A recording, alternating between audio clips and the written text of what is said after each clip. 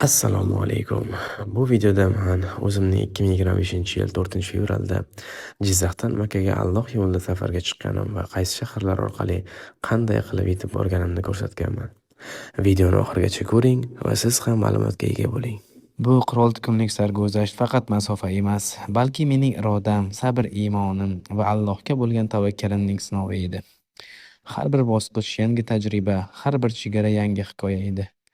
O'zbekistonning Jizzax, Samarqand, Qashqadaryo va Surxondaryo viloyatlaridan o'tib, Gulbahor posti orqali Tojikistonga o'tdim. Tojikistonning Shahrituz, Qubadyon va Do'stlik shaharlaridan o'tib, Nijniy Tayanch orqali Afg'onistonga o'tdim. Afg'onistonning Shirxanbandar, Qunduz, Qobul shaharlaridan o'tib, Zaran shahri orqali Eronga kirishga muvaffaq bo'ldim. Eronning Milak, Zihek, Zabol, Zahidan, Bam va yana bir nechta shaharlardan o'tib, Bandar Abbos portidan Birlashgan Arab Amirliklarining Dubay shahriga samolyotda uchib o'tdim. Abu Dabi, Tarif va Ruays shahridan o'tib, Sila shahridan Saudiya Arabistoniga o'tdim. Batha, Ar-Riyad, Burayda shaharlaridan so'ng va nihoyat 46-kuni Umumxalq bayrami Navro'zning ertalabi 21-mart kuni Madina shahriga yetib keldim. 3 kun o'tib 49-kuni 24-mart ertalab Makkada edim. Bu yo'l oson bo'lmadi.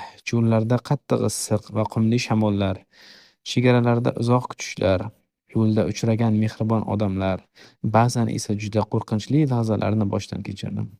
Lekin har bir to'siq Allohning menga bergan imtihoni edi. Hamma voqealarni imkon qadar videoga oldim va sizlar bilan ijtimoiy tarmoqlarda baham ko'rmoqchiman. Instagram, YouTube va TikTokdagi sahifalarimga videolarni joylab boryapman. Bu sarguzashtga sherik bo'ling. Velosiped Hajj hashtag orqali biz bilan fikringizni ulashing.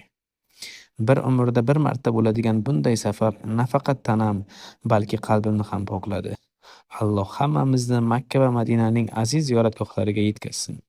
Alloh hammamizdan rozi bo'lsin.